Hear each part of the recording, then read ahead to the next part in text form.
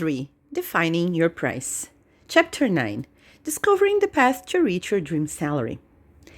No way will we ever hear a teacher, or probably any other professional, say, quote, "I don't need or deserve a good salary," unquote. It is part and parcel of being alive. It is within our instincts to constantly fight for better life conditions. Money is the means to achieving what we dream of, as well as having a balanced life. Unfortunately, the world has not figured out another way yet. Freelance teaching offers us the possibility to work towards a better and fairer life, choosing when and how to work, and also pondering on how much work is worth. All the more reason to deeply trust ourselves. Or else, how can we charge a fair price if we don't believe in what we do or in what our students will get out of our classes? When I started my freelance career in 2003, I started it without a tutor or the internet with so many articles about other people's experiences to support me, giving me different perspectives. So I had to go with my guts. Now, check out where my fear has led me. I thought I had to charge a little less than students would pay for a school because I didn't have a brand name backing me up. Insane, right? But what I thought back then was that people wouldn't sign up with me if I charged the same, let alone more. Even though I was sure I was a great teacher, otherwise I wouldn't be risking flying solo, I was not sure people thought so too. Also, I was incentivized by the fact that I was so poorly paid that, even with my students paying me less than they paid for schools, I was already earning much more than the school had been paying me back in the day, making me believe it was a win-win situation.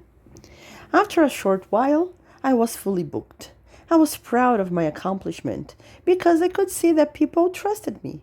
This recognition was essential to my not giving up when things did not work out the way I had expected. Questioning our decision of going freelance is a common feeling when students drop out, and the fear hits us in the beginning more often than we would like to, unfortunately. So, having a packed schedule was a reinforcement to me that I was on the right track, because my students signing up with me was sheer evidence that they trusted me. However, I was still not sure of how much such low prices had influenced their decisions of signing up with me. This uncertainty led me to avoid raising prices for the fear of losing clients. Today, I can bet they started having classes with me because they liked and trusted me. My students had the best of both worlds. They were paying less, having their teacher come to their houses, and being offered private, tailor-made lessons by someone they trusted. That is why I am sure, today, that their decision was conscientiously made and not simply money-driven. Back then, though, I was not so sure. Then you might tell me, what's the real problem here, Agnes? This decision worked for you and for your students. My reply to you is that I still didn't have a good quality of life. I was fully booked, feeling exhausted at the end of each working week. I had not reached a balanced life, working 10 hours a day, driving up and down, paying for gas, business taxes, investing in classroom material. The latter, truth be told, costs us an arm and a leg. I was taking a postgraduate course, which also took a great deal of my salary, but I had made up my mind and I wouldn't give up on being a freelance teacher. Sadly, in my country, teachers are seen as people who did not succeed in life and ended up working as teachers. So, I was doing everything within my power to prove them wrong. I was a great professional of this area by choice. I was studying to be better day after day, and this stigma of teachers being losers had to end. A while later, I'm not sure if 1, 2, 3 years later, forgive me the imprecision, it happened almost 20 years ago. I realized how one-on-one students are extremely benefited by private tutoring, improving by leaps and bounds, and it's more than fair that they can pay for this more than they would pay for having classes in regular school groups. That is when it hit me. I had to do something. So I designed my price transition plan. Nothing too elaborate though, as it had to be easily applicable. It was what I came up with. Every new student who came up to me, I charged a slightly higher price from the ones who were already having classes with me. The transition was not easy or fast because, fortunately, students tended.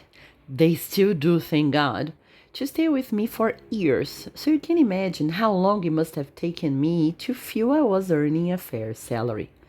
We can always learn from love or from pain. Sadly, I had no option but to learn from pain. But here I am, sharing my struggles with you to help you walk an easier path. Lessons learned. One-to-one students should pay more than students taking group lessons. Freelance teachers are not losers who did not succeed in life. They are in the business for they are premium, offering top-notch services.